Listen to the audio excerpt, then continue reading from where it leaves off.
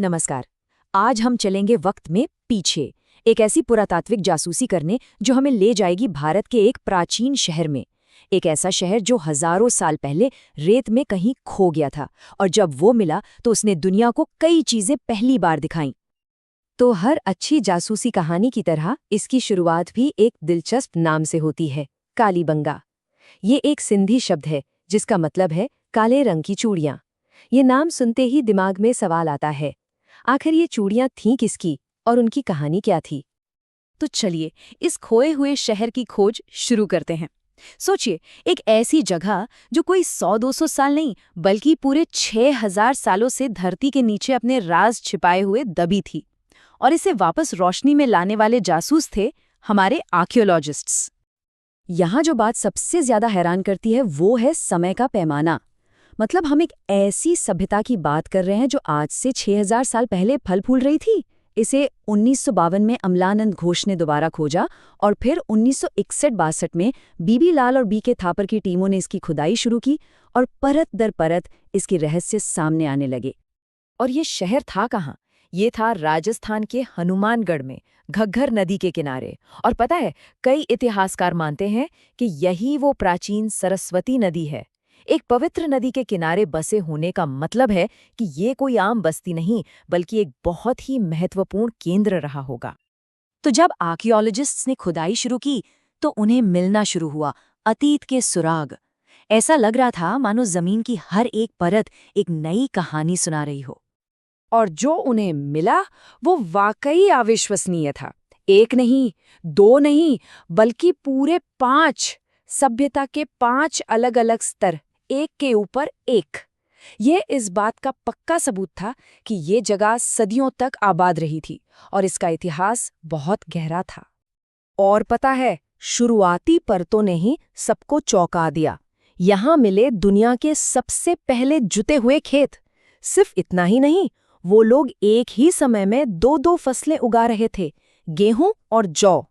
ये साफ था कि ये कोई मामूली बस्ती नहीं बल्कि हड़प्पा सभ्यता से भी पहले का एक बेहद एडवांस्ड कृषि समाज था। लेकिन कहानी यहीं खत्म नहीं होती। ये तो सिर्फ शुरुआत थी। कालीबंगा के सबसे बड़े राज तो अभी खुलने बाकी थे। ऐसी खोजें जो इसे दुनिया में पहली बार हुई चीजों का शहर बनाती हैं। एक सवाल है, दुनिया में भूकंप का सबसे पहला पुरातात्विक सबूत कहाँ मिला होगा? कोई अंदाजा? जी हाँ, कालीबंगा में आर्कियोलॉजिस्ट्स को दीवारों में दरारें मिली, गिरे हुए ढांचे मिले जो इस बात का साफ इशारा थे कि इस प्राचीन शहर ने एक बहुत बड़े भूकंप का सामना किया था। अच्छा, एक और सवाल, एडवांस्ड इंजीनियरिंग की बात करते हैं। दुनिया में लकड़ी की नालियों का सबसे पुराना सबूत कहाँ मिला होगा? एक बार फिर जवाब वही है, कालीबंगा। ये उनकी इंजीनियरिंग और साफ सफाई की समझ को दिखाता है जो उस जमाने के हिसाब से वाकई कमाल की थी। लेकिन अब तक की सबसे चौंकाने वाली, सबसे हैरान कर देने वाली खोज 1 नंबर से जुड़ी है। सिर्फ 1 नंबर, 6। खुदाई में मिली एक बच्चे की खोपड़ी और उस पर थे 6 छोटे-छोटे, बिल्कुल सटीकता से किए गए छेद। ये ब्रेन सर्जरी का दुनिया का सबसे पुराना सबूत है। शायद हाइड्रोसेफलस जैसी किसी बीमारी का इलाज करने के लिए ये सर्जरी की गई होगी। सोचकर देखिए, 6000 साल पहले मेडिकल साइंस की ऐसी समझ। तो एक तरफ ब्रेन सर्जरी, भूकंप के सबूत, एडवांस्ड खेती और दूसरी तरफ एक अजीब सा विरोधाभास, एक पहेली जो मिट्टी में ही छिपी थी। सवाल ये है कि जब इतनी तरक्की थी तो फिर कुछ एक्सपर्ट्स कालीबंगा को दीनहीन या गरीबों की बस्ती क्यों कहते हैं? ये कैसा कॉन्ट्रडिक्शन है? इसका जवाब छिपा है उनके घरों में।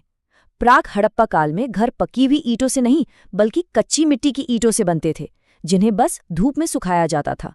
इसी सादगी की वजह से उनकी तकनीकी समझ के बावजूद उन्हें ये नाम मिला। तो आखिर में इन सारी खोजों और इन विरोधाभासों को मिलाकर हम पहुंचते हैं कालीबंगा की असली विरासत पर, इतिहास में उसकी सही जगह पर। इतिहासकार दशरथ शर्मा ने इसके महत्व को समझा और उन्होंने कालीबंगा को कोई मामूली शहर नहीं बल्कि हड़प्पा सभ्यता की तीसरी राजधानी कहा। ये एक बहुत ही महत्वपूर्ण केंद्र था एक ऐसी राजधानी जो अपनी एडवांस्ड सोच और सादे रहन सहन के साथ इतिहास में अपनी एक अलग ही जगह बनाती है। अब सोचने वाली बात यह है कि अगर कालीबंगा ने हमें इतना कुछ सिखाया है, तो जरा सोचिए 6000 साल पुराने और कितनी ही राज आज भी उस रेत के नीचे दबे होंगे, बस अपने खोजे जाने का इंतजार कर रहे होंगे।